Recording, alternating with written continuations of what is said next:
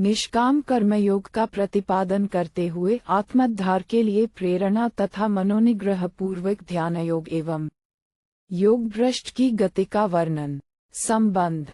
5वें अध्याय के आरंभ में अर्जुन ने कर्म संन्यास, सांख्य योग और कर्मयोग, इन दोनों में से कौन सा एक साधन मेरे लिए सुनिश्चित कल्याणप्रद है, ये बतलाने के लिए भगवान से प्रार्थना की थी।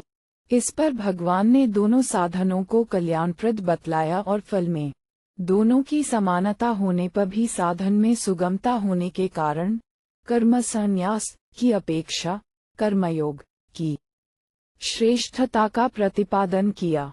तदनंतर दोनों साधनों के स्वरूप, उनकी विधि और उनके फल का भलीभांति निरूपण करके दोनों के लिए ही अत्यंत उपयोगी एवं परमात्मा की प्राप्ति का प्रधान उपाय समझकर संक्षेप में ध्यान योग का भी वर्णन किया। परंतु दोनों में से कौन सा साधन करना चाहिए, इस बात को न तो अर्जुन को स्पष्ट शब्दों में आज्ञा ही की गई और न ध्यान योग का ही अंग प्रत्यंगों सहित विस्तार से वर्णन हुआ। इसलिए अब ध्यान योग का अंगों सहित विस्तृत वर्णन करने के लिए 6ठे अध्याय का आरंभ करते हुए सबसे पहले अर्जुन को भक्तियुक्त कर्मयोग में प्रवृत्त करने के उद्देश्य से कर्मयोग की प्रशंसा करते हैं। श्री भगवान बोले, जो पुरुष कर्मफल का आश्रय न लेकर एक करने योग्य कर्म करता है, 2 वह सन्यासी तथा योगी है, 3 और केवल अग्नि का त्याग करने वाला सन्यासी नहीं है, 4 तथा केवल क्रियाओं का त्याग करने वाला योगी नहीं है, 5। 1 संबंध। पहले श्लोक में भगवान ने कर्मफल का आश्रय न लेकर कर्म करने वाले को सन्यासी और योगी बतलाया। उस पर यह शंका हो सकती है कि यदि सन्यास और योग दोनों भिन्न भिन्न स्थिति हैं तो उपर्युक्त साधक दोनों से संपन्न कैसे हो सकता है। अतः इस शंका का निराकरण करने के लिए दूसरे श्लोक में सन्यास और योग की एकता का प्रतिपादन करते हैं। हे अर्जुन, जिसको सन्यास ऐसा कहते हैं, उसी को तू योग जान। 1 क्योंकि संकल्पों का त्याग न करने वाला कोई भी पुरुष योगी नहीं होता। 2 योग में आरूढ़ होने की इच्छा वाले मननशील पुरुष के लिए योग की प्राप्ति में निष्काम भाव से कर्म करना ही हेतु कहा जाता है। 2 और योगारूढ़ हो जाने पर उस योगारूढ़ पुरुष का जो सर्वसंकल्पों का अभाव है, 3 वही कल्याण में हेतु कहा जाता है। 3 जिस काल में न तो इंद्रियों के भोगों में और न कर्मों में ही आसक्त होता है, उस काल में सर्वसंकल्पों का त्यागी 4 पुरुष योगारूढ़ कहा जाता है। 4 संबंध। परम पद की प्राप्ति में हेतुरूप योगारूढ़ अवस्था का वर्णन करके अब उसे प्राप्त करने के लिए उत्साहित करते हुए भगवान मनुष्य का कर्तव्य बतलाते हैं। अपने द्वारा अपना संसार समुद्र से उद्धार करे, 5 और अपने को अधोगति में न डाले, क्योंकि यह मनुष्य आप ही तो अपना मित्र है और आप ही अपना शत्रु है। 6 जिस जीवात्मा द्वारा मन और इंद्रियों सहित शरीर जीता हुआ है, एक उस जीवात्मा का तो वह आप ही मित्र है, और जिसके द्वारा मन तथा इंद्रियों सहित शरीर नहीं जीता गया है, उसके लिए वह आप ही शत्रु के सदृश शत्रुता में बरतता है। 2 6 संबंध। जिसने मन और इंद्रियों सहित शरीर को जीत लिया है, वह आप ही अपना मित्र क्यों है, इस बात को स्पष्ट करने के लिए अब शरीर, इंद्रिय और मनरूप आत्मा को वश में करने का फल बतलाते हैं। सर्दी गर्मी और सुख दुखादि में तथा मान और अपमान में जिसके अंतःकरण की वृत्तियां भली भांति शांत हैं, ऐसे स्वाधीन आत्मा वाले पुरुष के ज्ञान में सच्चिदानंद घन परमात्मा सम्यक प्रकार से स्थित है, अर्थात उसके ज्ञान में परमात्मा के सिवा अन्य कुछ है ही नहीं। 7 जिसका अंतःकरण ज्ञान विज्ञान से तृप्त है, जिसकी स्थिति विकार रहित है, जिसकी इंद्रियां भली भांति जीती हुई हैं और जिसके लिए मिट्टी, पत्थर और सुवर्ण समान हैं, वह योगी युक्त अर्थात भगवत प्राप्त है, ऐसे कहा जाता है। 8 सुहृद, मित्र, वैरी, उदासीन, मध्यस्थ, द्वेष्य 4 और बंधुगणों में धर्मात्माओं में और पापियों में भी समान भाव रखने वाला 5 अत्यंत श्रेष्ठ है। 9 संबंध। यहाँ यह जिज्ञासा होती है कि जितात्मा पुरुष को परमात्मा की प्राप्ति के लिए क्या करना चाहिए। वह किस साधन से परमात्मा को शीघ्र प्राप्त कर सकता है। इसलिए ध्यान योग का प्रकरण आरंभ करते हैं। मन और इंद्रियों सहित शरीर को वश में रखने वाला, आशा रहित और संग्रह रहित योगी अकेला ही एकांत स्थान में स्थित होकर आत्मा को निरंतर परमात्मा में लगावे। 10 शुद्ध भूमि में, एक जिसके ऊपर क्रमशः कुशा, मृगछाला और वस्त्र बिछे हैं, जो न बहुत ऊंचा है और न बहुत नीचा, ऐसे अपने आसन को स्थिर स्थापन करके। 11 उस आसन पर बैठकर चित्त और इंद्रियों की क्रियाओं को वश में रखते हुए मन को एकाग्र करके अंतःकरण की शुद्धि के लिए योग का अभ्यास करे। 12 काया, सिर और गले को समान एवं अचल धारण करके और स्थिर होकर 2 अपनी नासिका के अग्रभाग पर दृष्टि जमाकर अन्य दिशाओं को न देखता हुआ। 13 ब्रह्मचारी के व्रत में स्थित 3 भयरहित 4 तथा भली भांति शांत अंतःकरण वाला 5 सावधान 6 योगी मन को रोककर मुझ में चित्त वाला 7 और मेरे परायण 1 होकर स्थित होवे।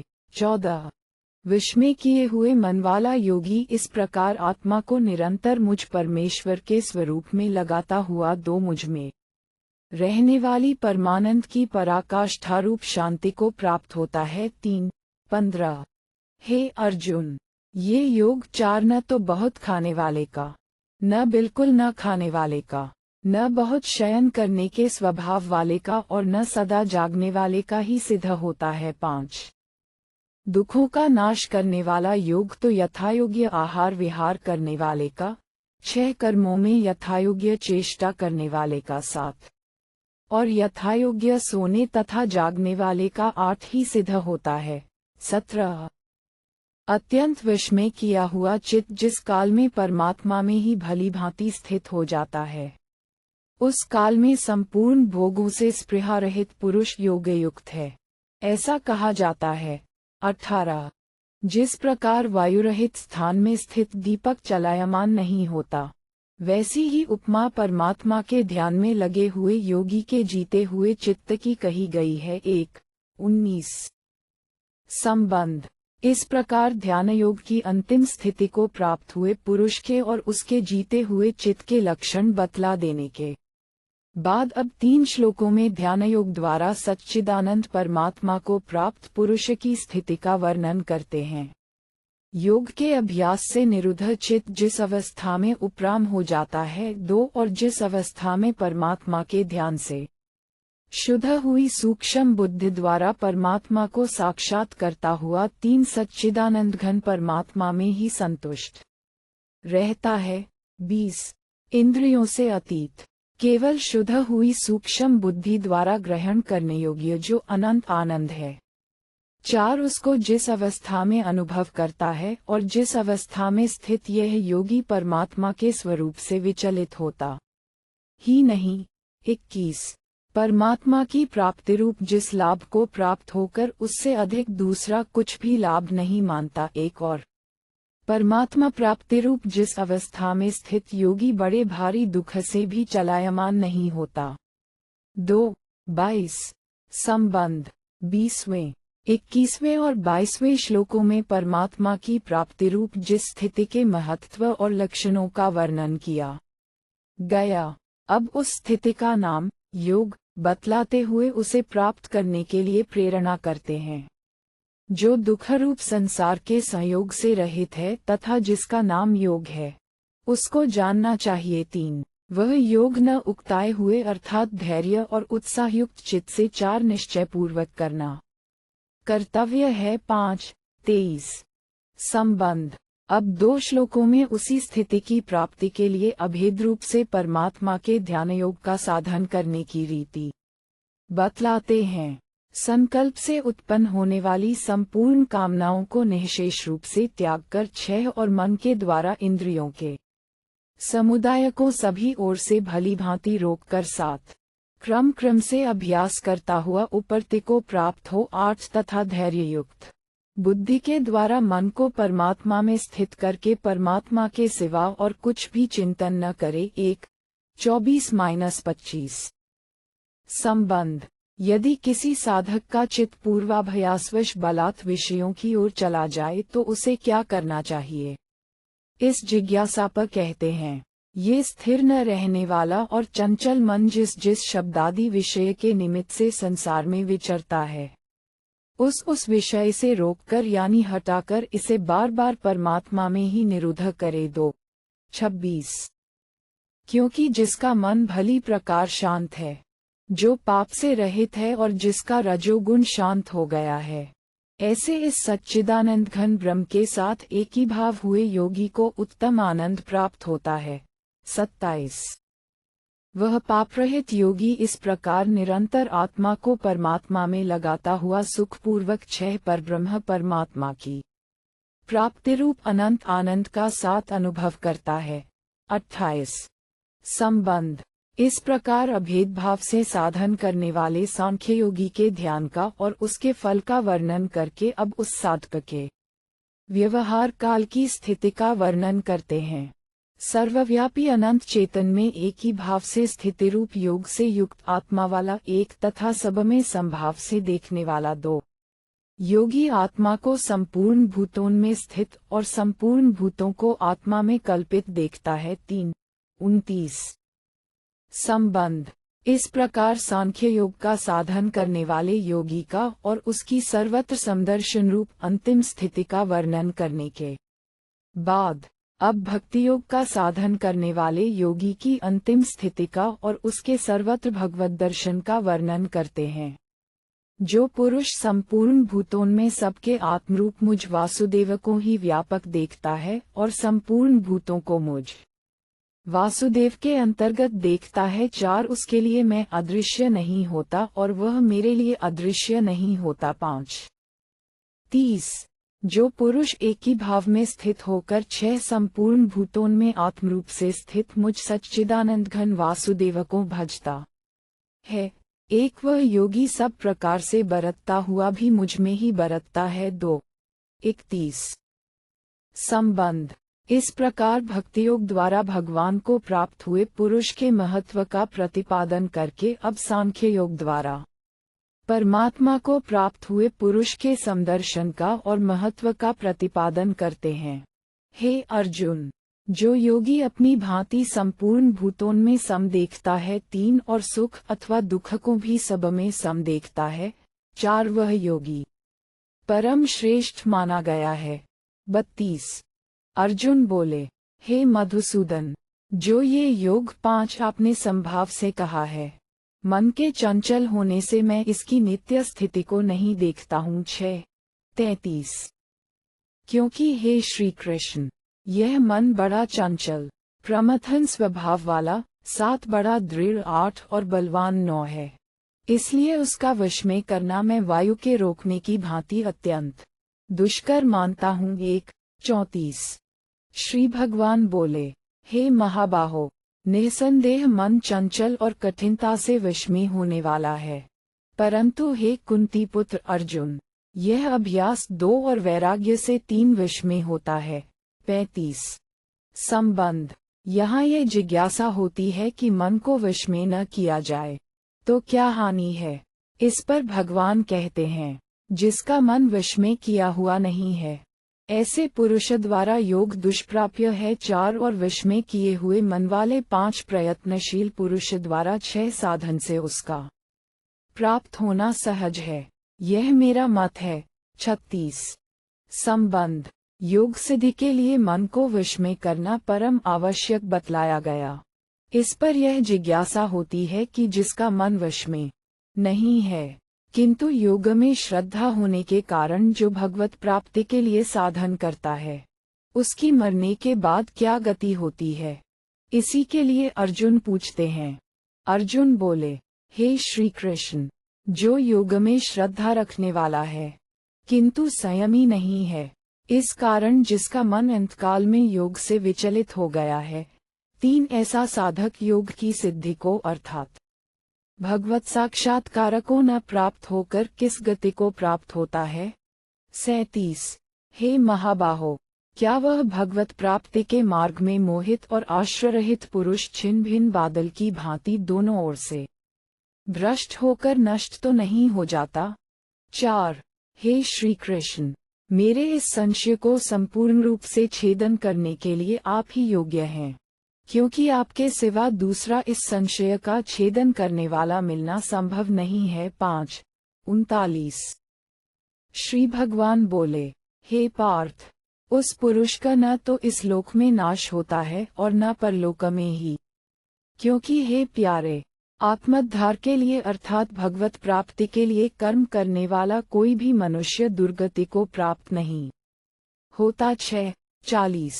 योग भ्रष्ट पुरुष 7 पुण्यवानों के लोकों को अर्थात स्वर्गादि उत्तम लोकों को प्राप्त होकर उनमें बहुत वर्षों तक निवास करके फिर शुद्ध आचरण वाले श्री महापुरुषों के घर में जन्म लेता है। 41। संबंध। साधारण योग भ्रष्ट पुरुषों की गति बतलाकर अब आसक्ति रहित उच्च श्रेणी के योग भ्रष्ट पुरुषों की विशेष गति का वर्णन करते हैं। अथवा वैराग्यवान पुरुष उन लोकों में न जाकर ज्ञानवान योगियों के ही कुल में जन्म लेता है, परंतु इस प्रकार का जो ये जन्म है सो संसार में निःसंदेह अत्यंत दुर्लभ है। 2। वहाँ उस पहले शरीर में संग्रह किए हुए बुद्धि संयोग को अर्थात संबुद्धि रूप योग के संस्कारों को अनायास ही प्राप्त हो जाता है और हे कुरुनंदन, उसके प्रभाव से वह फिर परमात्मा की प्राप्ति रूप सिद्धि के लिए पहले से भी बढ़कर प्रयत्न करता है। 43। संबंध। अब पवित्र श्रीमानों के घर में जन्म लेने वाले योग भ्रष्ट पुरुष की परिस्थिति का वर्णन करते हुए योग को जानने की इच्छा का महत्व बतलाते हैं। वह श्रीमानों के घर में जन्म लेने वाला योग भ्रष्ट पराधीन हुआ भी उस पहले के अभ्यास से ही निस्संदेह भगवान की ओर आकर्षित किया जाता है तथा संबुद्धि रूप योग का जिज्ञासु भी वेद में कहे हुए सकौम कर्मों के फल को उल्लंघन कर जाता है। 3। 44। परंतु प्रयत्नपूर्वक अभ्यास करने वाला योगी 4 तो पिछले अनेक जन्मों के संस्कार से इसी जन्म में समसिद्ध होकर 5 संपूर्ण पापों से रहित हो फिर तत्काल ही परम गति को प्राप्त हो जाता है। 45। योगी तपस्वियों से श्रेष्ठ है, शास्त्र ज्ञानियों से भी श्रेष्ठ माना गया है और सकौम कर्म करने वालों से भी योगी श्रेष्ठ है। 6। इससे है अर्जुन, तू योगी हो। 46। संबंध। पूर्व श्लोक में योगी को सर्वश्रेष्ठ बतलाकर भगवान ने अर्जुन को योगी बनने के लिए कहा, किंतु ज्ञान योग, ध्यान योग, भक्ति योग और कर्मयोग आदि साधनों में से अर्जुन को कौन सा साधन करना चाहिए, इस बात का स्पष्टीकरण नहीं किया। अतः अब भगवान अपने में अनन्य प्रेम करने वाले भक्त योगी की प्रशंसा करते हुए अर्जुन को अपनी ओर आकर्षित करते हैं। संपूर्ण योगियों में भी जो श्रद्धावान योगी मुझ में लगे हुए अंतरात्मा से मुझको निरंतर भजता है, वह योगी मुझे परम श्रेष्ठ मान्य है। 6। 47। इस प्रकार श्री महाभारत भीष्म पर्व के श्रीमद्भगवद गीता पर्व के अंतर्गत ब्रह्मविद्या एवं योग शास्त्र रूप श्रीमद्भगवद गीतोपनिषद श्री कृष्णार्जुन संवाद में आत्मसंयम योग नामक 6वां अध्याय पूरा हुआ। 6। भीष्म पर्व में 30वां अध्याय पूरा हुआ। 30। 1। स्त्री, पुत्र, धन, मान और बड़ाई आदि इस लोक के और स्वर्ग सुखादि परलोक के जितने भी भोग हैं, उन सभी का समावेश कर्मफल में कर लेना चाहिए। साधारण मनुष्य जो कुछ भी कर्म करता है, किसी न किसी फल का आश्रय लेकर ही करता है, इसलिए उसके कर्म उसे बार बार जन्म मरण के चक्कर में गिराने वाले होते हैं। अतएव इस लोक और परलोक के संपूर्ण भोगों को अनित्य, क्षणभंगुर और दुखों में हेतु समझकर समस्त कर्मों में ममता, आसक्ति और फलेच्छा का सर्वथा त्याग कर देना ही कर्मफल के आश्रय का त्याग करना है। 2। अपने अपने वर्णाश्रम के अनुसार जितने भी शास्त्र विहित नित्य नैमित्तिक यज्ञ, दान, तप, शरीर निर्वाह संबंधी तथा लोक सेवा आदि के लिए किए जाने वाले शुभ कर्म हैं। वे सभी करने योग्य कर्म हैं। उन सबको यथाविधि तथा यथायोग्य आलस्य रहित होकर अपनी शक्ति के अनुसार कर्तव्य बुद्धि से उत्साहपूर्वक सदा करते रहना ही उनका करना है। 3.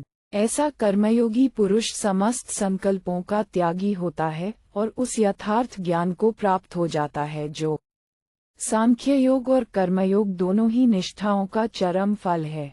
इसलिए वह संन्यासित्व और योगित्व दोनों ही गुणों से युक्त माना जाता है। 4. जिसने अग्नि को त्याग कर संन्यास आश्रम का तो ग्रहण कर लिया है, परंतु जो ज्ञान योग, सांख्य योग के लक्षणों से युक्त नहीं है, वह वस्तुतः सन्यासी नहीं है, क्योंकि उसने केवल अग्नि का ही त्याग किया है। समस्त क्रियाओं में कर्तापन के अभिमान का त्याग तथा ममता, आसक्ति और देहाभिमान का त्याग नहीं किया। 5. जो सब क्रियाओं का त्याग करके ध्यान लगाकर तो बैठ गया है, परंतु जिसके अंतःकरण में अहंता, ममता, राग, द्वेष, कामना आदि दोष वर्तमान हैं, वह भी वास्तव में योगी नहीं है, क्योंकि उसने भी केवल बाहरी क्रियाओं का ही त्याग किया है।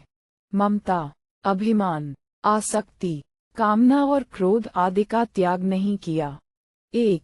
यहाँ संन्यास शब्द का अर्थ है शरीर, इंद्रिय और मन द्वारा होने वाली संपूर्ण क्रियाओं में कर्तापन का भाव मिटाकर केवल परमात्मा में ही अभिन्न भाव से स्थित हो जाना।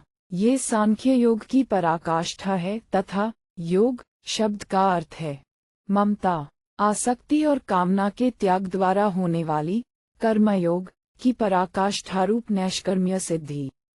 दोनों में ही संकल्पों का सर्वथा अभाव हो जाता है और सांख्य योगी जिस पर ब्रह्म परमात्मा को प्राप्त होता है, कर्मयोगी भी उसी को प्राप्त होता है। इस प्रकार दोनों में ही समस्त संकल्पों का त्याग है और दोनों का एक ही फल है, इसलिए दोनों की एकता की गई है। 2. अपने वर्ण, आश्रम, अधिकार और स्थिति के अनुकूल जिस समय जो कर्तव्य कर्म हो, फल और आसक्ति का त्याग करके उनका आचरण करना योगारूढ़ अवस्था की प्राप्ति में हेतु है।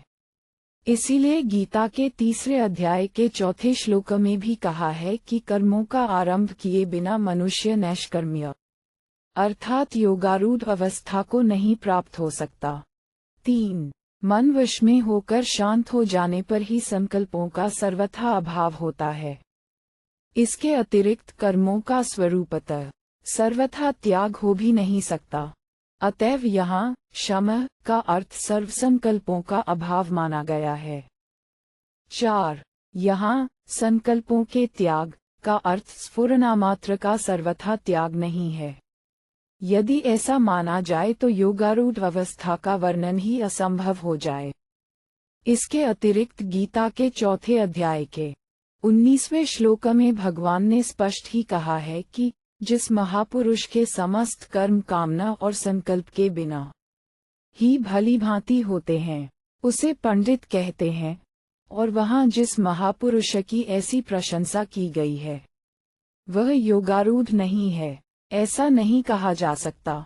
ऐसी अवस्था में यह नहीं माना जा सकता कि संकल्पहित पुरुष के द्वारा कर्म नहीं होते। इससे यही सिद्ध होता है कि संकल्पों के त्याग का अर्थ स्फुरना या वृत्तिमात्र का त्याग नहीं है। ममता, आसक्ति और द्वेषपूर्वक जो सांसारिक विषयों का चिंतन किया जाता है, उसे संकल्प कहते हैं। ऐसे संकल्पों का पूर्णतया त्याग ही सर्वसंकल्प संन्यास है। 5. मानव जीवन के दुर्लभ अवसर को व्यर्थ न खोकर कर्मयोग, सांख्य योग तथा भक्ति योग आदि किसी भी साधन में लगकर अपने जन्म को सफल बना लेना ही अपने द्वारा अपना उद्धार करना है। राग द्वेष, काम क्रोध और लोभ मोह आदि दोषों में फंसकर भांति भांति के दुष्कर्म करना और उनके फलस्वरूप मनुष्य शरीर के परम फल भगवत प्राप्ति से वंचित रहकर पुनः शूक कुक्रादि योनियों में जाने का कारण बनना अपने को अधोगति में ले जाना है। मनुष्य को कभी भी यह नहीं समझना चाहिए कि प्रारब्ध बुरा है इसलिए मेरी उन्नति होगी ही नहीं। उसका उत्थान पतन प्रारब्ध के अधीन नहीं है, उसी के हाथ में है। मनुष्य अपने स्वभाव और कर्मों में जितना ही अधिक सुधार कर लेता है, वह उतना ही उन्नत होता है। स्वभाव और कर्मों का सुधार ही उन्नति या उत्थान है, तथा इसके विपरीत स्वभाव और कर्मों में दोषों का बढ़ना ही अवनति या पतन है। 6. जो अपने उद्धार के लिए चेष्टा करता है, वह आप ही अपना मित्र है, और जो इसके विपरीत करता है, वही अपना शत्रु है। इसलिए अपने से भिन्न दूसरा कोई भी अपना मित्र या शत्रु नहीं है। 1. परमात्मा की प्राप्ति के लिए मनुष्य जिन साधनों में अपने शरीर, इंद्रिय और मन को लगाना चाहे, उनमें जब वे अनायास ही लग जाएं और उनके लक्ष्य से विपरीत मार्ग की ओर ताकें ही नहीं, तब समझना चाहिए कि ये वश में हो चुके हैं। 2. असंयमी मनुष्य स्वयं मन, इंद्रिय आदि के वश होकर कुपथ्य करने वाले रोगी की भांति अपने ही कल्याण साधन के विपरीत आचरण करता है। वह अहंता, ममता, राग द्वेष, काम क्रोध लोभ मोह आदि के कारण प्रमाद, आलस्य और विषय भोगों में फंसकर पाप कर्मों के कठिन बंधन में पड़ जाता है, एवं अपने आप को बार बार नरकादि में डालकर और नाना प्रकार की योनियों में भटकाकर अनंत काल तक भीषण दुख भोगने के लिए बाध्य करता है। यही शत्रु की भांति शत्रुता का आचरण करना है। 3. जो पुरुष तरह तरह के बड़े से बड़े दुखों के आ पड़ने पर भी अपनी स्थिति से तनिक भी विचलित नहीं होता, जिसके अंतःकरण में जरा भी विकार उत्पन्न नहीं होता, और जो सदा सर्वदा अचल भाव से परमात्मा के स्वरूप में स्थित रहता है, उसे कूटस्थ कहते हैं। 4. संबंध और उपकार आदि की अपेक्षा न करके बिना ही कारण स्वभावतः प्रेम और हित करने वाले सुहृद कहलाते हैं, तथा परस्पर प्रेम और एक दूसरे का हित करने वाले मित्र कहलाते हैं।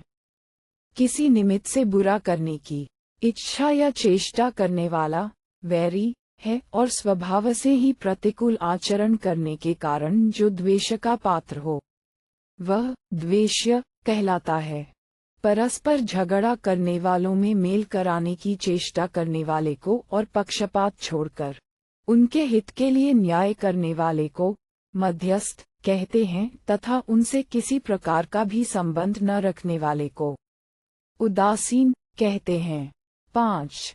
उपर्युक्त अत्यंत विलक्षण स्वभाव वाले मित्र वैरी, साधु और पापी आदि के आचरण, स्वभाव और व्यवहार के भेद का जिस पर कुछ भी प्रभाव नहीं पड़ता, जिसकी बुद्धि में किसी समय, किसी भी परिस्थिति में, किसी भी निमित्त से राग द्वेष पूर्वक भेदभाव नहीं आता, वही संबुद्धियुक्त पुरुष है। 6. भोग सामग्री के संग्रह का नाम परिग्रह है। जो उससे रहित हो उसे अपरिग्रह कहते हैं। वह यदि गृहस्थ हो तो किसी भी वस्तु का ममतापूर्वक संग्रह न रखे, और यदि ब्रह्मचारी, वानप्रस्थ या सन्यासी हो तो स्वरूप से भी किसी प्रकार का शास्त्र प्रतिकूल संग्रह न करे। ऐसे पुरुष किसी भी आश्रम वाले हों, अपरिग्रह ही हैं। 1. ध्यान योग का साधन करने के लिए ऐसा स्थान होना चाहिए जो स्वभाव से ही शुद्ध हो और झाड़ बुहार कर, लीप पोत कर अथवा धो पूंछ कर स्वच्छ और निर्मल बना लिया गया हो।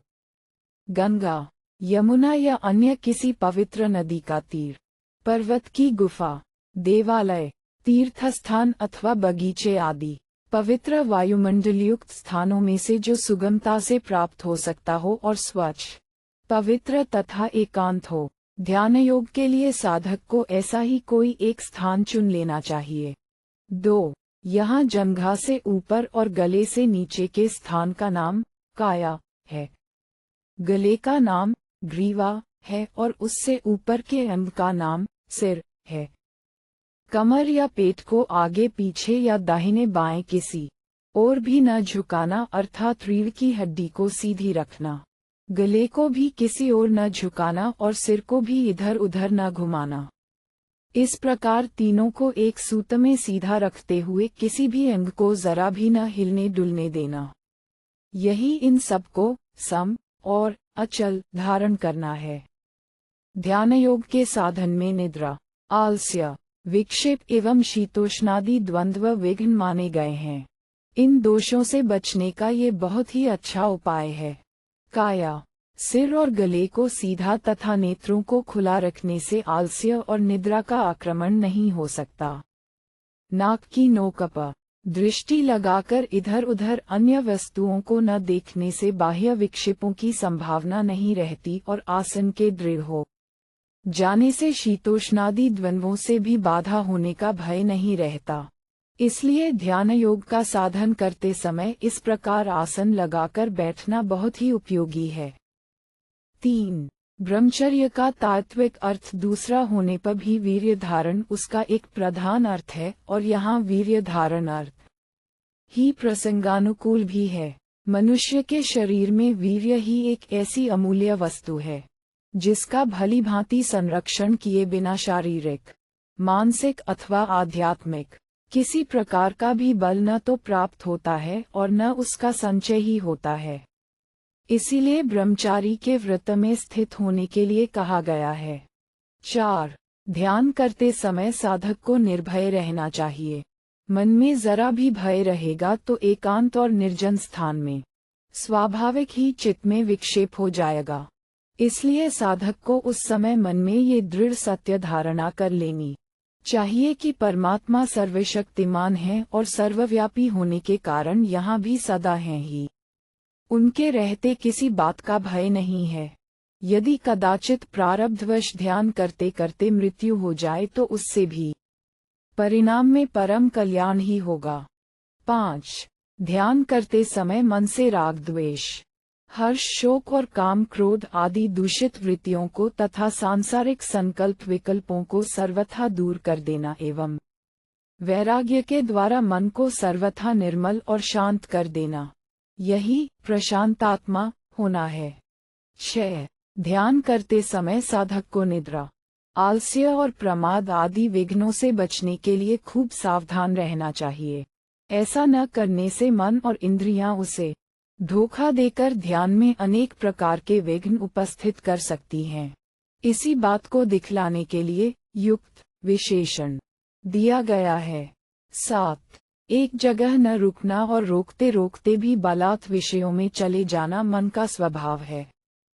इस मन को भली भांति रोके बिना ध्यान योग का साधन नहीं बन सकता। इसलिए ध्यान योगी को चाहिए कि वह ध्यान करते समय मन को बाह्य विषयों से भली भांति हटाकर परम हितैषी, परम सुहृद, परम प्रेमास्पद परमेश्वर के गुण, प्रभाव, तत्व और रहस्य को समझकर संपूर्ण जगत से प्रेम हटाकर एकमात्र उन्हीं को अपना ध्येय बनावे और अनन्य भाव से चित्त को उन्हीं में लगाने का अभ्यास करे। 1. इस कथन से भगवान ने ये भाव दिखलाया है कि मुझको ही परम गति, परम ध्येय, परम आश्रय और परम महेश्वर तथा सबसे बढ़कर प्रेमास्पद मानकर निरंतर मेरे ही आश्रित रहना और मुझी को अपना एकमात्र परम रक्षक, सहायक, स्वामी तथा जीवन, प्राण और सर्वस्व मानकर मेरे प्रत्येक विधान में परम संतुष्ट रहना, यही मेरे भगवान के परायण होना है। 2. उपर्युक्त प्रकार से मन बुद्धि के द्वारा निरंतर तैलधारा की भांति अविच्छिन्न भाव से भगवान के स्वरूप का चिंतन करना और उसमें अटल भाव से तन्मय हो जाना ही आत्मा को परमेश्वर के स्वरूप में लगाना है। 3. जिसे नैष्ठिकी की शांति, गीता 5:12, शाश्वती शांति, गीता 9:31 और परा शांति, गीता 18:62 कहते हैं और जिसका परमेश्वर की प्राप्ति, परम दिव्य पुरुष की प्राप्ति, परम गति की प्राप्ति आदि नामों से वर्णन किया जाता है। वह शांति अद्वितीय, अनंत आनंद की अवधि है और परम दयालु, परम सुहृद, आनंद निधि, आनंदवरूप भगवान में नित्य निरंतर अचल और अटल भाव से निवास करती है। ध्यान योग का साधक उसी शांति को प्राप्त करता है। 4. योग शब्द उस ध्यान योग का वाचक है। जो संपूर्ण दुखों का आत्यंतिक नाश करके परमानंद और परम शांति के समुद्र परमेश्वर की प्राप्ति करा देने वाला है। 5.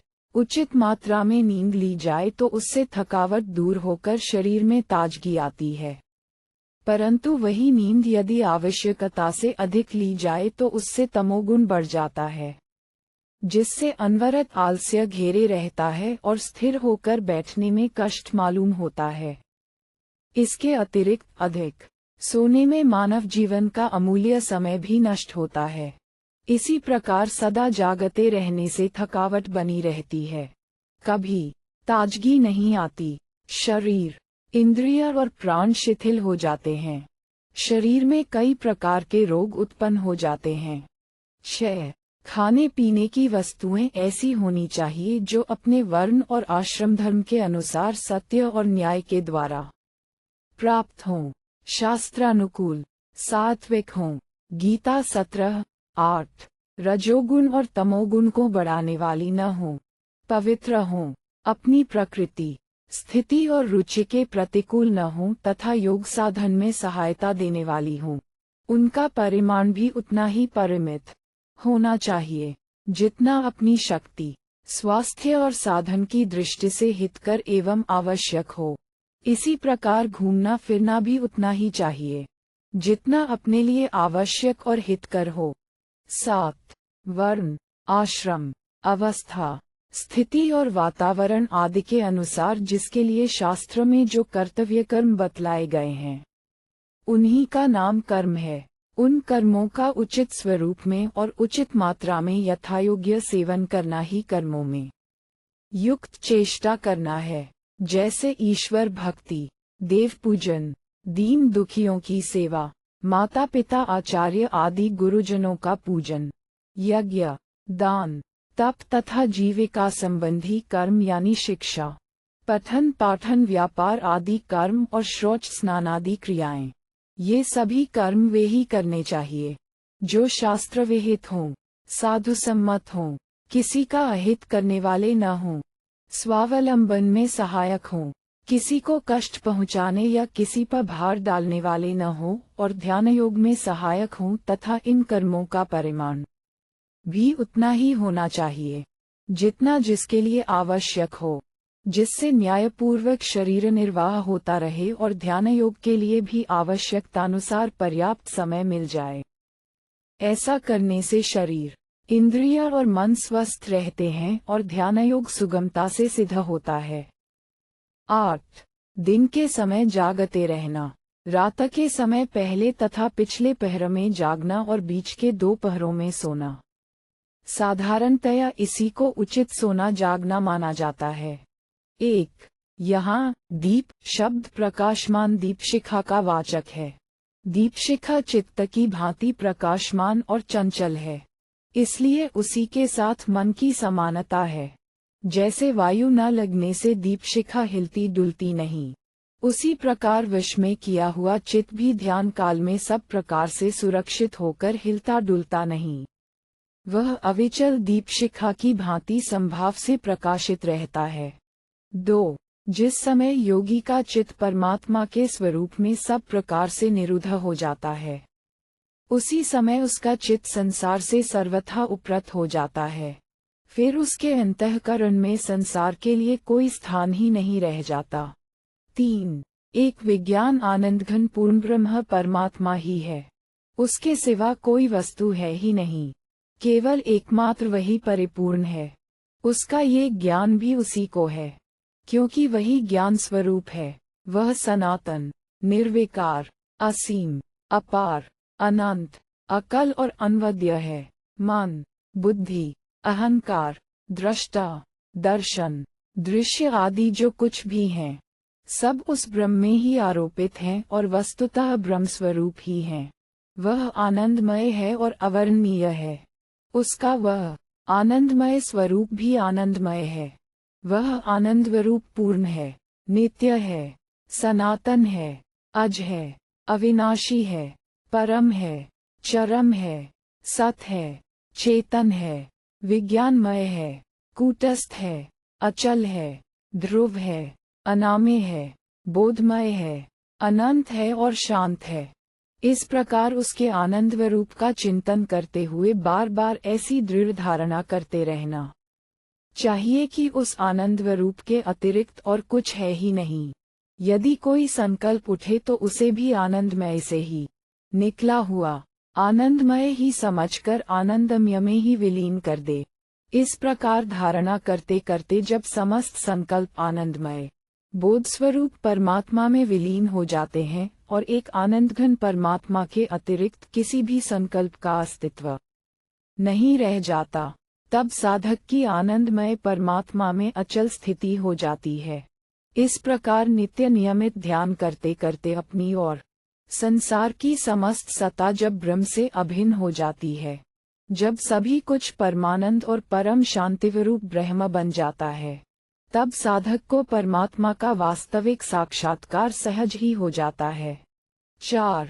परमात्मा के ध्यान से होने वाला सात्विक सुख भी इंद्रियों से अतीत, बुद्धिग्राह्य और अक्षय सुख में हेतु होने से अन्य सांसारिक सुखों की अपेक्षा अत्यंत विलक्षण है, किंतु वह केवल ध्यान काल में ही रहता है, सदा एकरस नहीं रहता और वह चित्त की ही एक अवस्था विशेष होती है।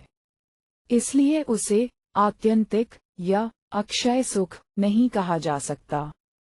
परमात्मा का स्वरूपभूत यह सुख तो उस ध्यान जनित सुख का फल है, अतएव यह उससे अत्यंत विलक्षण है। 1. इस स्थिति में योगी को परमानंद और परम शांति के निधान परमात्मा की प्राप्ति हो जाने से वह पूर्ण कौम हो जाता है।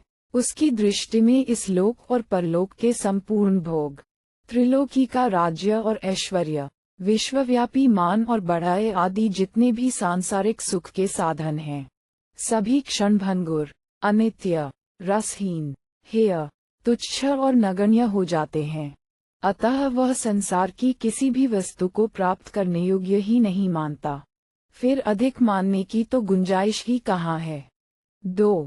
शस्त्रों द्वारा शरीर का काटा जाना, अत्यंत दुस्सह सर्दी गर्मी, वर्षा और बिजली आदि से होने वाली शारीरिक पीड़ा, अति उत्कट रोग जनित व्यथा, प्रिय से भी प्रिय वस्तु का अचानक वियोग और संसार में अकारण ही महान अपमान, तिरस्कार और निंदा आदि जितने भी महान दुखों के कारण हैं, सब एक साथ उपस्थित होकर भी उसको अपनी स्थिति से जरा भी नहीं डिगा सकते।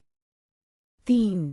दृष्टा और दृश्य का संयोग अर्थात दृश्य प्रपंच से आत्मा का जो अज्ञानजनित अनादि संबंध है, वही बार बार जन्म मरण रूप दुख की प्राप्ति में मूल कारण है।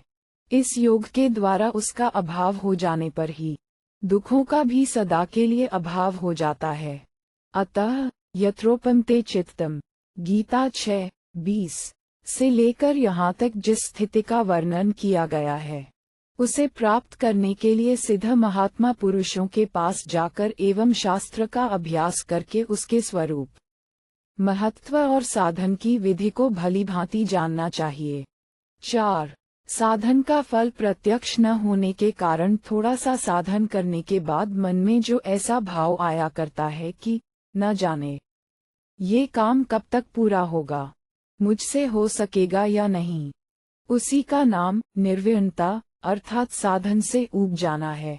ऐसे भाव से रहित जो धैर्य और उत्साहयुक्त चित्त है, उसे अनिर्विण्ण चित्त कहते हैं। अतः साधक को अपने चित्त से निर्विण्णता का दोष सर्वथा दूर कर देना चाहिए। 5. निश्चय यहाँ विश्वास और श्रद्धा का वाचक है।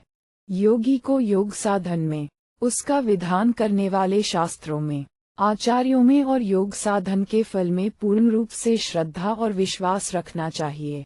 6. संपूर्ण कामनाओं के निःशेष रूप से त्याग का अर्थ है किसी भी भोग में किसी प्रकार से भी जरा भी वासना, आसक्ति, स्पृहा, इच्छा, लालसा, आशा या तृष्णा न रहने देना।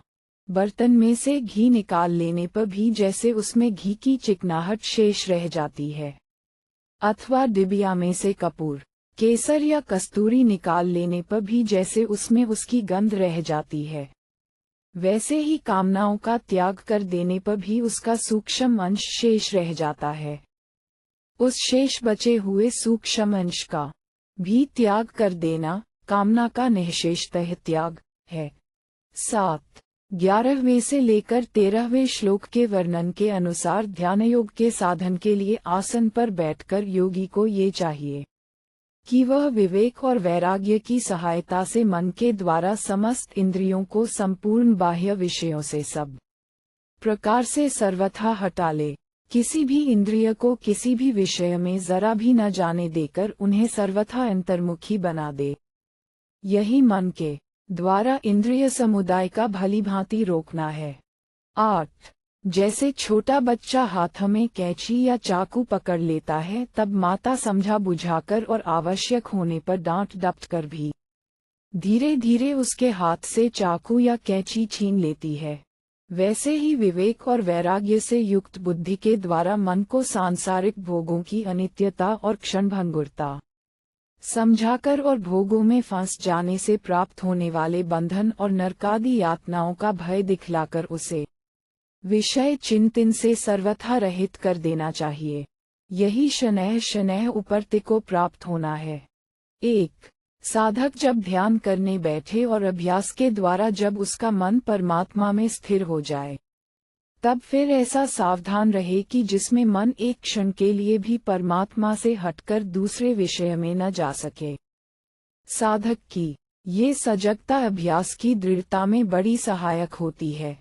प्रतिदिन ध्यान करते करते ज्यों-ज्यों अभ्यास बढ़े त्यों ही त्यों मन को और भी सावधानी के साथ कहीं न जाने देकर विशेष रूप से विशेष काल तक परमात्मा में स्थिर रखे।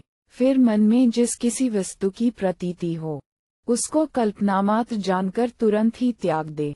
इस प्रकार चित्त में स्फुरित वस्तुमात्र का त्याग करके क्रमशः शरीर, इंद्रिय, मन और बुद्धि की सत्ता का भी त्याग कर दे। सबका अभाव करते करते जब समस्त दृश्य पदार्थ चित्त से निकल जाएंगे तब सबके अभाव का निश्चय करने वाली एकमात्र वृत्ति रह जाएगी। यह वृत्ति शुभ और शुद्ध है, परंतु दृढ़ धारणा के द्वारा इसका भी बाध करना चाहिए या समस्त दृश्य प्रपंच का अभाव हो जाने के बाद ये अपने आप ही शांत हो जाएगी।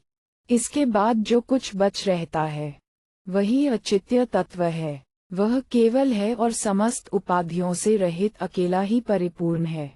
उसका न कोई वर्णन कर सकता है न चिंतन। अतएव इस प्रकार दृश्य प्रपंच और शरीर, इंद्रिय, मन, बुद्धि और अहंकार का अभाव करके तथा अभाव करने वाली वृत्ति का भी अभाव करके अचित्य तत्व में स्थित हो जाना ही परमात्मा में मन को स्थित कर अचित्य होना है। 2. ध्यान के समय साधक को ज्यों ही पता चले कि मन अन्यत्र विषयों में गया त्यों ही बड़ी सावधानी और दृढ़ता के साथ उसे रोककर तुरंत परमात्मा में लगावे। यूं बार बार विषयों से हटाकर उसे परमात्मा में लगाने का अभ्यास करे। 3. विवेक और वैराग्य के प्रभाव से विषय चिंतन छोड़कर और चंचलता तथा विक्षेप से रहित होकर जिसका चित्त सर्वथा स्थिर और सुप्रसन्न हो गया है, ऐसे योगी को प्रशांतमना कहते हैं। 4. आसक्ति, स्पृहा, कामना, लोभ, तृष्णा और सकौमकर्म इन सब की रजोगुण से ही उत्पत्ति होती है। गीता 14:7, 12 और यही रजोगुण को बढ़ाते भी हैं। अतएव जो पुरुष इन सब से रहित है उसी का वाचक शांतरजसम पद है। 5. मैं देह नहीं सच्चिदानंद घन ब्रह्म हूँ। इस प्रकार का अभ्यास करते करते साधक की सच्चिदानंद घन परमात्मा में दृढ़ स्थिति हो जाती है।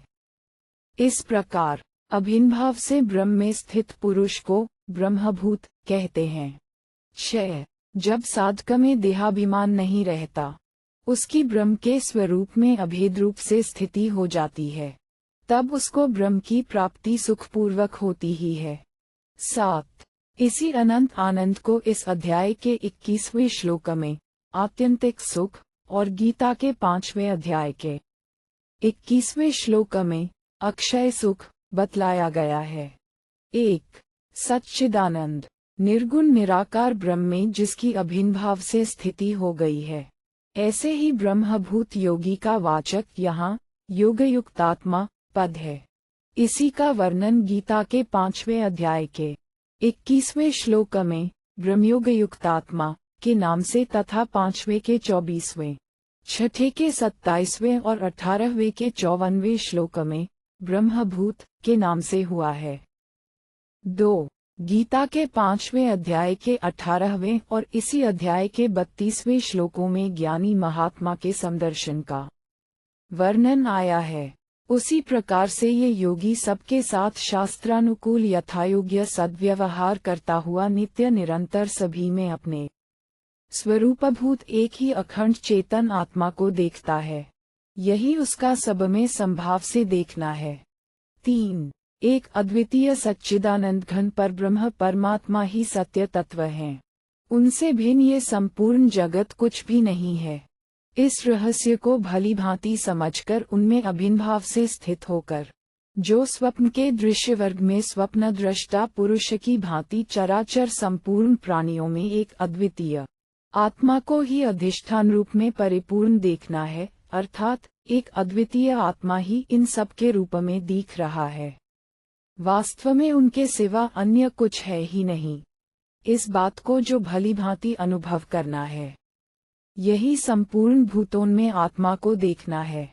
इसी तरह जो समस्त चराचर प्राणियों को आत्मा में कल्पित देखना है, यानी जैसे स्वप्न से जगा हुआ मनुष्य स्वप्न के जगत को या नाना प्रकार की कल्पना करने वाला मनुष्य कल्पित दृश्यों को अपने ही संकल्प के आधार पर अपने में देखता है, वैसे ही देखना संपूर्ण भूतों को आत्मा में कल्पित देखना है। इसी भाव को स्पष्ट करने के लिए भगवान ने आत्मा के साथ सर्वभूत स्थम विशेषण देकर आत्मा को भूतों में स्थित देखने की बात कही, किंतु भूतों को आत्मा में स्थित देखने की बात न कहकर केवल देखने के लिए ही कहा। 4. जैसे बादल में आकाश और आकाश में बादल है, वैसे ही संपूर्ण भूतों में भगवान वासुदेव हैं और वासुदेव में संपूर्ण भूत हैं। इस प्रकार अनुभव करना संपूर्ण भूतों में वासुदेव को और वासुदेव में संपूर्ण भूतों को देखना है, क्योंकि संपूर्ण चराचर जगत उन्हीं से उत्पन्न होता है, अतएव वे ही इसके महाकारण हैं। तथा जैसे बादलों का आधार आकाश है, आकाश के बिना बादल रहें ही कहाँ, एक बादल ही क्यों, वायु, तेज, जल आदि कोई भी भूत आकाश के आश्रय बिना नहीं ठहर सकता, वैसे ही इस संपूर्ण चराचर विश्व के एकमात्र परमाधार परमेश्वर ही हैं। गीता 10:42। अतएव जिस प्रकार एक ही चतुर बहुरूपिया नाना प्रकार के वेश धारण करके आता है और जो उस बहुरूपिये से और उसकी बोलचाल आदि से परिचित है, वह सभी रूपों में उसे पहचान लेता है, वैसे ही समस्त जगत में जितने भी रूप हैं, सब श्री भगवान के ही वेश हैं। इस प्रकार जो समस्त जगत के सब प्राणियों में उनको पहचान लेते हैं, वे चाहे वेश भेद के कारण बाहर से व्यवहार में भेद रखें, परंतु हृदय से तो उनकी पूजा ही करते हैं। 5. अभिप्राय यह है कि सौंदर्य, माधुर्य, ऐश्वर्य, औदार्य आदि के अनंत समुद्र, रसमय और आनंदमय भगवान के देव दुर्लभ सच्चिदानंद स्वरूप के साक्षात दर्शन हो जाने के बाद भक्त और भगवान का संयोग सदा के लिए अविच्छिन्न हो जाता है। 6. सर्वदा और सर्वत्र अपने एकमात्र इष्ट देव भगवान का ध्यान करते करते साधक अपनी भिन्न स्थिति को सर्वथा भूलकर इतना तन्मय हो जाता है कि फिर उसके ज्ञान में एक भगवान के सिवा और कुछ रह ही नहीं जाता। भगवत प्राप्ति रूप ऐसी स्थिति को भगवान में एक ही भाव से स्थित होना कहते हैं। 1. जैसे भाप, बादल, कुहरा, बूंद और बर्फ आदि में सर्वत्र जल भरा है, वैसे ही संपूर्ण चराचर विश्व में एक भगवान ही परिपूर्ण है। इस प्रकार जानना और प्रत्यक्ष देखना ही सब भूतों में स्थित भगवान को भजना है। 2. जिस पुरुष को भगवान श्री वासुदेव की प्राप्ति हो गई है, उसको प्रत्यक्ष रूप से सब कुछ वासुदेव ही दिखलाई देता है। ऐसी अवस्था में उस भक्त के शरीर, वचन और मन से जो कुछ भी क्रियाएं होती हैं, उसकी दृष्टि में सब एकमात्र भगवान के ही साथ होती हैं। वह हाथों से किसी की सेवा करता है तो वह भगवान की ही सेवा करता है। किसी को मधुर वाणी से सुख पहुंचाता है तो वह भगवान को ही सुख पहुंचाता है। किसी को देखता है तो वह भगवान को ही देखता है।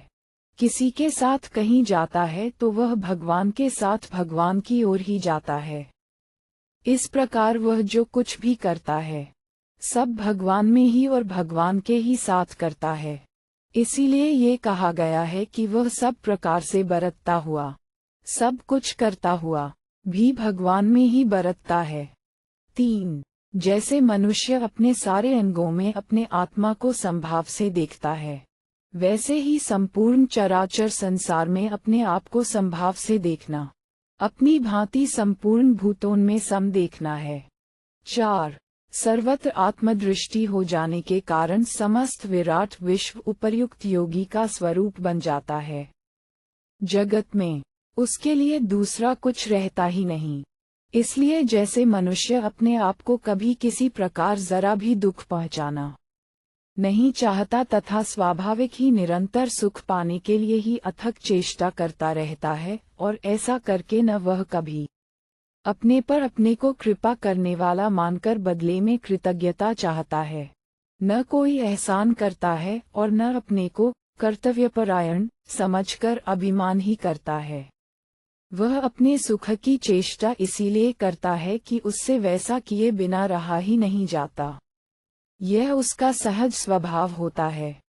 ठीक वैसे ही वह योगी समस्त विश्व को कभी किसी प्रकार किंचित भी दुख न पहुंचाकर सदा उसके सुख के लिए सहज स्वभाव से ही चेष्टा करता है। 5. कर्मयोग, भक्ति योग, ध्यान योग या ज्ञान योग आदि साधनों की पराकाष्ठारूप समता को ही यहाँ योग कहा गया है। 6. चंचलता चित्त के विक्षेप को कहते हैं।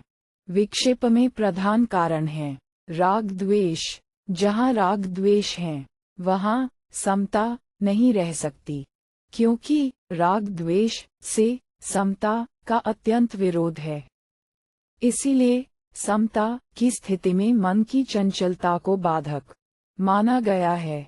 7. मन दीपशिखा की भांति चंचल तो है ही, परंतु मथानी के सदृश प्रमथनशील भी है। जैसे दूध दही को मथानी मथ डालती है, वैसे ही मन भी शरीर और इंद्रियों को बिल्कुल क्षुब्ध कर देता है। 8. ये चंचल प्रमाथी और बलवान मन तंतुनाग गोह के सदृश अत्यंत दृढ़ भी है। ये जिस विषय में रमता है उसको इतनी मजबूती से पकड़ लेता है कि उसके साथ तदाकार सा हो जाता है। इसको दृढ़ बतलारे का यही भाव है। 9. जैसे बड़े पराक्रमी हाथी पर बार बार अंकुश प्रहार होने पर भी कुछ असर नहीं होता, वह मनमानी करता ही रहता है, वैसे ही विवेकरूपी अंकुश के द्वारा बार बार प्रहार करने पर भी यह बलवान मन विषयों के बीहड़ से निकलना नहीं चाहता। 1. जैसे शरीर में निरंतर चलने वाले श्वासोच्छ्वास रूपी वायु के प्रवाह को हाथ, विचार, विवेक और बल आदि साधनों के द्वारा रोक लेना अत्यंत कठिन है, उसी प्रकार विषयों में निरंतर विचरने वाले चंचल, प्रमथनशील, बलवान और दृढ़ मन को रोकना भी अत्यंत कठिन है। 2. मन को किसी लक्ष्य विषय में तदाकार करने के लिए उसे अन्य विषयों से खींच कर बार बार उस विषय में लगाने के लिए किए जाने वाले प्रयत्न का नाम ही अभ्यास है। ये प्रसंग परमात्मा में मन लगाने का है। अतएव परमात्मा को अपना लक्ष्य बनाकर चित्तवृत्तियों के प्रवाह को बार बार उन्हीं की ओर लगाने का प्रयत्न करना यहाँ अभ्यास है। इसका विस्तार गीता के 12वें अध्याय के 9वें श्लोक में देखना चाहिए। 3. इस लोक और परलोक के संपूर्ण पदार्थोन्मयन से जब आसक्ति और समस्त कामनाओं का पूर्णतया नाश हो जाता है, तब उसे वैराग्य कहते हैं। वैराग्य की प्राप्ति के लिए अनेकों साधन हैं। उनमें से कुछ ये हैं। 1. संसार के पदार्थों में विचार के द्वारा रमणीयता, प्रेम और सुख का अभाव देखना। 2. उन्हें जन्म मृत्यु, जरा व्याधि आदि दुख दोषों से युक्त अनित्य और भयदायक मानना। 3. संसार के और भगवान के यथार्थ तत्व का निरूपण करने वाले सत्शास्त्रों का अध्ययन करना। 4. परम वैराग्यवान पुरुषों का संग करना। संग के अभाव में उनके वैराग्यपूर्ण चित्र और चरित्रों का स्मरण मनन करना। 5. संसार के टूटे हुए विशाल महलों, वीरान हुए नगरों और गांवों के खंडहरों को देखकर जगत को क्षणभंगुर समझना। 6. एकमात्र ब्रह्म की ही अखंड अद्वितीय सत्ता का बोध करके अन्य सबकी भिन्न सत्ता का अभाव समझना। 7. अधिकारी पुरुषों के द्वारा भगवान के अकथनीय गुण, प्रभाव, तत्व, प्रेम, रहस्य तथा उनके लीला चरित्रों का एवं दिव्य सौंदर्य माधुर्य का बार बार श्रवण करना, उन्हें जानना और उन पर पूर्ण श्रद्धा करके मुग्ध होना। 4. जो अभ्यास और वैराग्य के द्वारा अपने मन को वश में नहीं कर लेते, उनके मन पर राग द्वेष का अधिकार रहता है और राग द्वेष की प्रेरणा से वह बंदर की भांति संसार में ही इधर उधर उछलता कूदता रहता है। जब मन भोगों में इतना आसक्त होता है, तब उसकी बुद्धि भी बहुशाखा वाली और अस्थिर ही बनी रहती है। गीता 2:41-44। ऐसी अवस्था में उसे समत्व योग की प्राप्ति नहीं हो सकती। 5. विष में हो जाने पर चित्त की चंचलता, प्रमथनशीलता, बलवत्ता और कठिन आग्रहकारिता दूर हो जाती है। वह सीधा, सरल और शांत हो जाता है।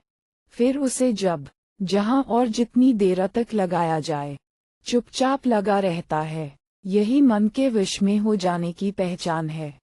6. मन के वश में हो जाने के बाद भी यदि प्रयत्न न किया जाए, उस मन को परमात्मा में पूर्णतया लगाने का तीव्र साधन न किया जाए, तो उससे समत्वयोग की प्राप्ति अपने आप नहीं हो जाती। अतः प्रयत्न की आवश्यकता सिद्ध करने के लिए ही प्रयत्नशील पुरुष द्वारा साधन से योग का प्राप्त होना सहज बतलाया गया है। 1. पिछले श्लोक में जिसका मन वश में नहीं है, उस असंयत आत्मा के लिए योग का प्राप्त होना कठिन बतलाया गया है। वही बात अर्जुन के इस प्रश्न का बीज है। इस कारण जिसका मन जीता हुआ नहीं है, ऐसे साधक के लक्ष्य से अयते पद का असंयमी अर्थ किया गया है। 2. सब प्रकार के योगों के परिणाम रूप संभाव का फल जो परमात्मा की प्राप्ति है, उसका वाचक यहाँ योग संसिद्धिम पद है। 3. यहाँ योग शब्द परमात्मा की प्राप्ति के उद्देश्य से किए जाने वाले सांख्य योग, भक्ति योग, ध्यान योग, कर्मयोग आदि सभी साधनों से होने वाले संभाव का वाचक है। शरीर से प्राणों का वियोग होते समय जो संभाव से या परमात्मा के स्वरूप से मन का विचलित हो जाना है, यही मन का योग से विचलित हो जाना है। और इस प्रकार मन के विचलित होने में मन की चंचलता, आसक्ति, कामना, शरीर की पीड़ा और बेहोशी आदि बहुत से कारण हो सकते हैं। 4. यहाँ अर्जुन का अभिप्राय यह है कि जीवन भर फलेच्छा का त्याग करके कर्म करने से स्वर्गादि भोग तो उसे मिलते नहीं, और अंत समय में परमात्मा की प्राप्ति के साधन से मन विचलित हो जाने के कारण भगवत प्राप्ति भी नहीं होती। अतएव जैसे बादल का एक टुकड़ा उससे पृथक होकर पुनः दूसरे बादल से संयुक्त न होने पर नष्ट भ्रष्ट हो जाता है, वैसे ही वह साधक स्वर्गादि लोक और परमात्मा दोनों की प्राप्ति से वंचित होकर नष्ट तो नहीं हो जाता, यानी उसकी कहीं अधोगति तो नहीं होती। 5. यहाँ अर्जुन भगवान में अपना विश्वास प्रकट करते हुए प्रार्थना कर रहे हैं कि आप सर्वांतर्यामी, सर्वज्ञ, सर्वशक्तिमान, संपूर्ण मर्यादाओं के निर्माता और नियंत्रणकर्ता साक्षात परमेश्वर हैं। अनंत कोटि ब्रह्मांडों के अनंत जीवों की समस्त गतियों के रहस्य का आपको पूरा पता है और समस्त लोक लोकांतरों की त्रिकाल में होने वाली समस्त घटनाएं आपके लिए सदा ही प्रत्यक्ष हैं। ऐसी अवस्था में योग भ्रष्ट पुरुषों की गति का वर्णन करना आपके लिए बहुत ही आसान बात है। जब आप स्वयं यहाँ उपस्थित हैं, तब मैं और किससे पूछूं, और वस्तुतः आपके सिवा इस रहस्य को दूसरा बतला ही कौन सकता है। अतएव कृपापूर्वक आप ही इस रहस्य को खोलकर मेरे संशय जाल का छेदन कीजिए। 6. जो साधक अपनी शक्ति के अनुसार श्रद्धापूर्वक कल्याण का साधन करता है, उसकी किसी भी कारण से कभी शूक, कूक, कीट, पतंग आदि नीच योनियों की प्राप्ति रूप या कुंभीपाक आदि नरकों की प्राप्ति रूप दुर्गति नहीं हो सकती। 7. ज्ञान योग, भक्ति योग, ध्यान योग और कर्मयोग आदि का साधन करने वाले जिस पुरुष का मन विक्षेप आदि दोषों से या विषयासक्ति अथवा रोग आदि के कारण अंतकाल में लक्ष्य से विचलित हो जाता है, उसे योग भ्रष्ट कहते हैं। 1. योग भ्रष्ट पुरुषों में से जिनके मन में विषयासक्ति होती है, वे तो स्वर्गादि लोकों में जाते हैं और पवित्र धनियों के घरों में जन्म लेते हैं, परंतु जो वैराग्यवान पुरुष होते हैं, वे न तो किसी लोक में जाते हैं और न उन्हें धनियों के घरों में ही जन्म लेता पड़ता है। वे तो सीधे ज्ञानवान सिद्ध योगियों के घरों में ही जन्म लेते हैं। पूर्ववर्णित योग भ्रष्टों से इन्हें पृथक करने के लिए अथवा का प्रयोग किया गया है। 2. परमार्थ साधन, योग साधन की जितनी सुविधा योगियों के कुल में जन्म लेने पर मिल सकती है, उतनी स्वर्ग में श्रीमानों के घर में अथवा अन्यत्र कहीं भी नहीं मिल सकती। योगियों के कुल में तदनुकूल वातावरण के प्रभाव से मनुष्य प्रारंभिक जीवन में ही योग साधन में लग सकता है। दूसरी बात यह है कि ज्ञानी के कुल में जन्म लेने वाला अज्ञानी नहीं रहता। ये सिद्धांत श्रुतियों से भी प्रमाणित है, इसीलिए ऐसे जन्म को अत्यंत दुर्लभ बतलाया गया है। 3. जो योग का जिज्ञासु है, योग में श्रद्धा रखता है और उसे प्राप्त करने की चेष्टा करता है, वह मनुष्य भी वेदोक्त सकौम कर्म के फलस्वरूप इस लोक और परलोक के भोगजनित सुख को पार कर जाता है, तो फिर जन्म जन्मांतर से योग का अभ्यास करने वाले योग भ्रष्ट पुरुषों के विषय में तो कहना ही क्या है। 4. 43वें श्लोक में ये बात कही गई है कि योगियों के कुल में जन्म लेने वाला योग भ्रष्ट पुरुष उस जन्म में योग सिद्धि की प्राप्ति के लिए अधिक प्रयत्न करता है। इस श्लोक में उसी योगी को परम गति की प्राप्ति बतलाई जाती है। इसी बात को स्पष्ट करने के लिए यहाँ योगी को प्रयत्नपूर्वक अभ्यास करने वाला बतलाया गया है, क्योंकि उसके प्रयत्न का फल वहाँ उस श्लोक में नहीं बतलाया गया था, उसे यहाँ बतलाया गया है। 5. पिछले अनेक जन्मों में किया हुआ अभ्यास और इस जन्म का अभ्यास दोनों ही उसे योग सिद्धि की प्राप्ति कराने में अर्थात साधन की पराकाष्ठा तक पहुँचाने में हेतु हैं, क्योंकि पूर्व संस्कारों के बल से ही वह विशेष प्रयत्न के साथ इस जन्म में साधन का अभ्यास करके साधन की पराकाष्ठा को प्राप्त करता है।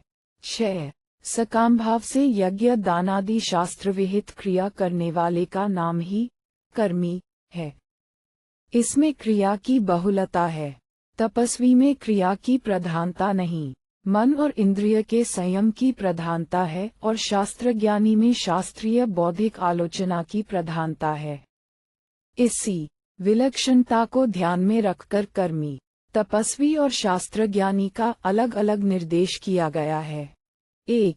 गीता के 4 अध्याय में 24वें से 30वें श्लोक तक भगवत प्राप्ति के जितने भी साधन यज्ञ के नाम से बतलाए गए हैं, उनके अतिरिक्त और भी भगवत प्राप्ति के जिन जिन साधनों का अब तक वर्णन किया गया है, उन सब की पराकाष्ठा का नाम योग होने के कारण विभिन्न साधन करने वाले बहुत प्रकार के योगी हो सकते हैं।